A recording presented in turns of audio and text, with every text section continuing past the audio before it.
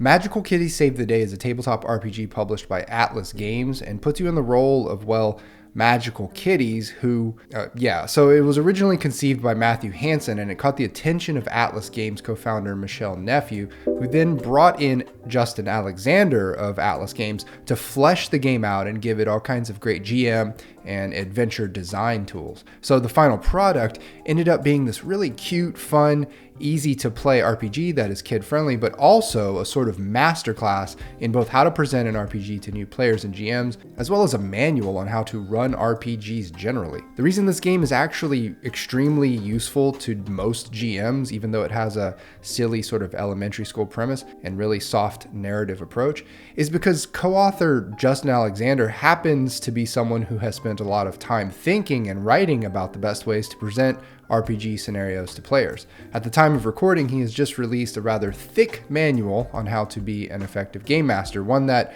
offers advice for every type of scenario you could possibly try to run. His insight on the subject transcends a lot of the bad habits we all learned in the 80s, or from people who learned in the 80s, and which unfortunately are still perpetrated in a lot of best-selling adventure modules. But you don't have to read his Bible on how to be a great GM. You could just pick up Magical Kitties Save the Day, have an absolute blast regardless of your age, and maybe learn a few new good habits. If you buy this game from Atlas Games, it comes as a box set that includes all this stuff, but you don't really need to have all this physical stuff at all to play. The core rulebook runs 68 pages, and everything else you can print and play from the digital version or play online. The box set was intended to act as a foothold in game stores, to be stocked next to big games like Gloomhaven as a lighter, easier alternative tabletop experience. In this video, I'm going to go over the core rulebook, the GM advice that it gives, then show you what I 3D printed to make the game easier to play with young kids, and then tell you about my experience playing this with my young kids, and then give you my personal pros and cons of the game. But first, let's take a look at the sponsor for this video, Surviving Strangehollow. Surviving Strangehollow is a 5e supplement based on the haunting and beautiful watercolors of Emily Hare. There are more than 70 new creatures and several new rules to augment exploration and other non-combat systems. The project brings together an astounding team of designers, including Ed Greenwood, Sean Merwin, Dan Dillon, Eliza Teague, and James Heck, among others. There are tons of new subclasses, including the Mistwalker Rogue, the Blood Magician Wizard, the Primordial Cleric, and the Way of the Waking Dream Monk. Surviving Strangehollow is also home to a new core class, the Channeler, which acts as a conduit for raw magic, using Constitution to create unique effects without the need for spells or components. Players will be introduced to an all-new race, the Skulk, which allows characters to be transformed into a unique type of undead. Speaking of transformation, there will be diverse new options for characters to be transformed in myriad ways due to prolonged exposure to the dangers of Strangehollow. Other new rules will reflect the dangers of exploration and exposure through altered resting mechanisms, environmental hazards, poisons, curses, diseases, and fascinating new creature abilities. Surviving Strangehollow brings more than 350 pages of new 5e content for players and DMs to use in any campaign. It will also be released just after the final production of the next version of D&D and will be fully compatible with both versions. I'll leave a link below to where you can back this project. Alright, back to Magical Kitties. So what is Magical Kitties Saves the Day? The game is a really lightweight but expertly designed RPG that is generally aimed at younger players. You play as a magical pet who solves their humans' problems, as well as the problems that are associated with the town or city that you live in. There are some important ground rules about magical kitties in this game that are worth noting. The first is that as a magical kitty, you are always trying to keep your powers hidden. If you're like me, you're on page 4 of the book and wondering, how magical are these magical kitties? Well, the magic comes in the form of several dozen supernatural powers, as listed here. We'll discuss these more in a minute, but these abilities, which you will acquire a couple of over the course of a campaign, are essentially what you're trying to keep hidden from humans.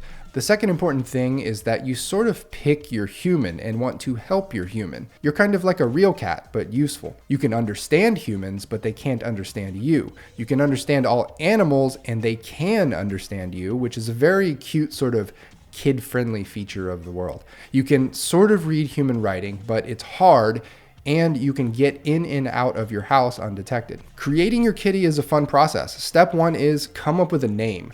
Let's make a kitty here. We'll call him Gandalf. Step 2 is choose a hometown. Let's say everyone lives in a town called Mapledale. Step 3 is a description of the kitty. You know, I had a cat back in college that had spots. It was an Asa cat. So let's say Gandalf looks like that. Noisy and likes to jump on people's shoulders. Step 4 is a drawing of the cat. Step 5 is setting the owie limits. That's basically my HP. The limit starts at 2, but you can level up and get that threshold higher. And you get 2 kitty treats, which is the meta currency of the game, used for avoiding damage and re-rolling dice and things like that. And of course, you start at level 1. Step 8 is to sort out the 3 core attributes of the kitty. Those are cute, cunning, and fierce. There are actually only 6 possible ways to allocate the starting attribute ratings of 1, 2, and 3. So you can conveniently just roll 1d6 here and pick a stat array if you're unable to decide. Step 11 is picking a talent, which is like a magical power, but more mundane in nature. You can roll d66 or choose one from this list here. We'll choose Investigate as Gandalf's talent. Step 12 is your flaw, which you can roll or choose from on this table. Flaws are important mechanically because if you can invoke them in a scene, then you earn one of those kitty treat metacoins, which are always handy. Step 13 is to pick your first magical power. Okay, taking a closer look at this list, we can see that these powers are what might be considered OP or game-breaking if taken in the context of a more serious game, or at least many could be considered really high-level spells or abilities. But since this is a kids game and kids just want to have fun with their imagination and they're generally not trying to exploit rules and min-max like some of us grown-ups, it's okay that some of these powers are insanely powerful. As a min-maxer though, let me go ahead and choose Sight Beyond Sight as Gandalf's magical power because it is absurdly powerful. The last couple of steps have to do with the human who belongs to your kitty. Come up with a name for them. Let's say Gandalf's human's name is John Ronald, and this man is sharply dressed with neatly cut white hair, a man in his late 60s, living alone as a semi-retired professor. And finally, we come up with a problem for the human, which can serve as either the center of an adventure or a background detail. Each human problem is ranked from 1 to 4, and they can actually have multiple problems. This sentence here hit me kind of hard when I read it. A bit of a harsh lesson for little kids, but it's true. For John, let's say he has a health problem and that he is sad and angry about it. So the game actually goes a bit deeper on each magical power. Each power has 3 bonus features that you can spend XP to unlock or spend kitty treats to use at any time. It's also worth noting that the authors encourage you to customize any of these powers however you like, but I do enjoy how they're described at default. Let's take a look at Gandalf's starting power, Sight Beyond Sight. These bonus features are often quite powerful. Just look at what our kitty can do, even at level 1 if they spend a kitty treat. This game is very relaxed about balance, and it makes sense given the context. Okay, so how do the dice work in this game? It's a D6 dice pool system where you identify the challenge, then choose one of the 3 core attributes that you want to apply. That will give you 1 to 4 D6s for the check. If you can invoke your talent, add 1d6, and if you invoke your magical power for the scene, add 2d6. And occasionally you'll have plus 1d6 from a prior success. But if your kitty has injuries, you subtract 1d6 for each of those before rolling. Then the GM decides on the difficulty. If they say the check has a difficulty of 3, then every die that you roll which is a 3 or more is considered a success. The typical difficulty level is 4. Then you roll your dice and count up the number of successes. What's interesting here is that 1 success is actually a success with complication. You actually need 2 successes on a roll to get a standard level of success. Here's a really handy list of example complications as well as bonus successes in those cases outside of a standard success. As mentioned before, kitty treats are the meta currency of the game, and you use them to re-roll any dice you want in a roll, avoid an incoming injury, use a bonus feature of one of your magical powers that you haven't unlocked yet, or generally add something to the story. When you take damage, they come in the form of owies, and your max number of those at level 1 is 2 owies before you take an injury. If your number of injuries is equal to the kitty's highest attribute, the kitty is incapacitated. But get this, at the end of a scene, kitties recover 1 injury automatically, which is fine. It's generous because it's a kid's RPG and you don't want a death spiral or anything. As far as experience points, they're handed out pretty generously as well. Did the kitties save the day? Did everybody have fun? These are practically giveaways. The only one that has some mechanical heft to it is, did your humans or hometown's problem get better or worse? And that is gauged at -3 to +3. It gets slightly more difficult over time to get to the next level, but not exponentially.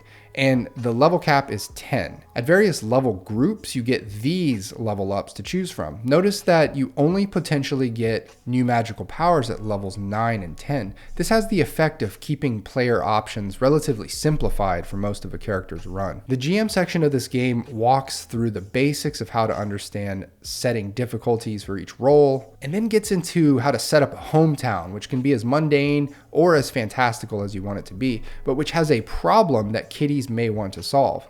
Here's a really important box buried in the middle of the rulebook that I thought was really super important for anyone who doesn't like cats that much or doesn't really want to play a cat PC for any reason. You can sub out kitties for any other cutesy animal you want in this game. For some folks, this might be the most important thing to consider when contemplating whether or not to play or run this game. And I probably should have mentioned this at the beginning of the video, but here it is. Just like human problems, hometown problems are ranked 1 to 4. And if they are higher ranked, then PCs can't solve the problem in a single session of gameplay. There's this discussion of locations, supporting cast, and handling problems. And it was at this point that I realized that this overall approach of how to run a game, which is composed of a few locations and a few people who have problems that create situations while goading the PCs along to engage with those problems and solve them with whatever they can come up with, is really the ideal way to run RPGs for me personally. I know that there are different and more complex RPGs with different end goals for players, but generally speaking, this GM section just crystallizes exactly how I want to run my games, whether they are mysteries or hex crawls or whatever. I don't want to force a plot or a specific solution on my players. Just the setting, problem, and situation. They can figure out the rest. The authors here provide a simple methodology for creating a, quote, magical adventure, and they have different adventure archetypes they call recipes. So the first is the boss rush, which is basically where GMs put 3 to 5 foes between the PCs and the solution to the main problem. And since the biggest challenge with this model is making sure the PCs actually encounter the 3 to 5 foes, the authors actually provide 4 methods on how to ensure that those critical encounters occur. I was pleasantly surprised to see such valuable GM advice in a kid's game. Magical Kitties punches way above its weight. The book also explains a 5-scene approach, which has the distinct advantage of variety, and if you do it right, it could be a dozen sessions or so before your kids figure out that you're just using a simple formula. There's a simple mystery rundown, a raid recipe, and a rescue operation formula.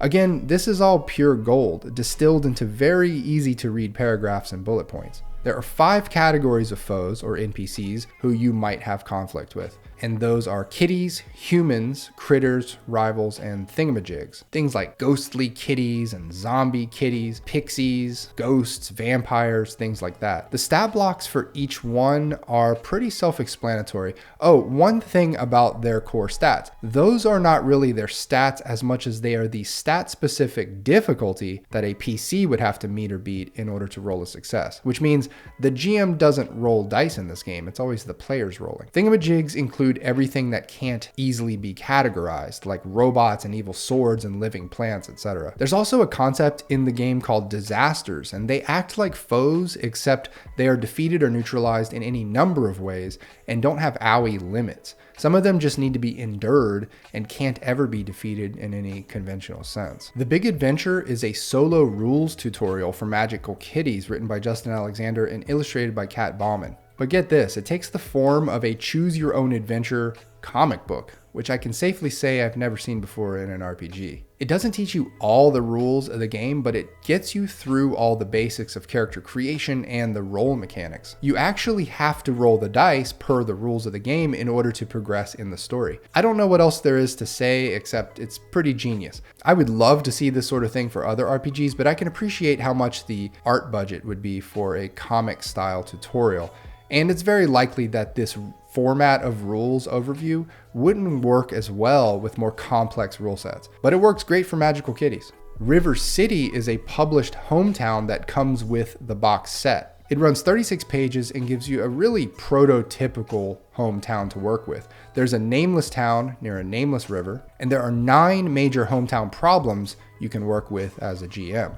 The book also stats out all the foes that are mentioned in the problem descriptions, along with some great illustrations. And later there's a really in-depth library adventure, which runs 14 detailed pages. So as much as I thought the 2-page character sheet for Magical Kitties was fine, well designed, all that, I wanted to make something more tactile and easy to use for the play sessions with my younglings, so I took the circular token motif of the original sheet and designed a 3D printable sort of control panel, and of course some tokens to put into the panels to track owies, injuries, treats, and XP. Anyway, it's neither here nor there, but after creating the token panels, I had to redesign the character sheet and just shuffled some stuff around basically. Now, as far as the playthrough that I actually had with my kids, it was their first time playing an RPG ever, but the laxness of the rules of the game really made it a smooth experience. I will say, if you're someone who wants to run an RPG for really young kids, like preschool to first grader level kids, then you just need to keep your expectations low in terms of problem solving. But on that same token, a game like Magical Kitties is a great way to teach kids how to solve problems, and not just through magical powers, because you actually only get to use your power once per scene. The one thing about using this game to teach creative problem solving though, is that the child players are trying to solve problems as a cat, which even with the supernatural abilities can be a bit limiting compared to a human. That being said, I've only run the game once so far at the time of recording, and I think I can get better as a GM in terms of creative suggestions for the kids. I just need to learn how to think more like a magical cat. Alright, here are my thoughts on Magical Kitties Save the Day from Atlas Games, written by Matthew Hansen, Justin Alexander, and Michelle Nephew. Limited problem-solving toolkit. Again, I would really need to get my head into the magical cat space to explore all the options, but I initially found that the kitty PCs don't have a ton of problem-solving tools, and that's just inherently because they can't directly communicate with humans unless they have a magical power that lets them do that, and they're typically small with paws instead of hands, but who exist in a human world. What this means for very young players is that they have to be extra creative about solving problems in this human world. Of course, it doesn't have to be a human-dominated world. That's just the implied default setting standard of the game. Probably don't need XP.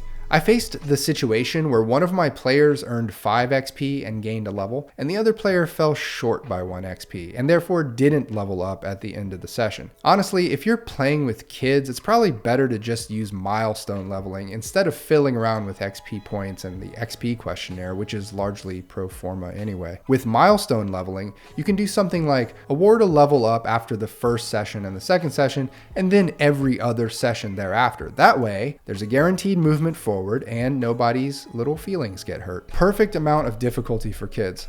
Okay, I have to get something off my chest here. A few months back, I bought a copy of the My Little Pony RPG by Renegade Games at my local game store, thinking maybe I'd play it with my young kids. But when I got home and took a closer look, I found that the game was peculiarly complex. Essentially, it wasn't really optimized for young children at all. It was more of a product for bronies, I think. And just as a cherry on top of that experience, I requested a PDF copy from Renegade Games after showing them my proof of purchase, and they told me to take a hike. My point here is that Magical Kitties is very well designed to play with younger players. I can't stress how valuable that is for a dad who can't find time to play RPGs with his buddies because he's with his kids all the time. Once you're able to get your kids playing RPGs, it's a great day. Peculiarly good GM section. As I mentioned earlier in the video, the GM advice and discussion on different adventure archetypes is so good. It's like the TLDR of Justin's Doorstop Game Master's Bible, so I can't recommend enough that you read this GM section. Super crisp presentation. My hats go off to the graphic design and layout artists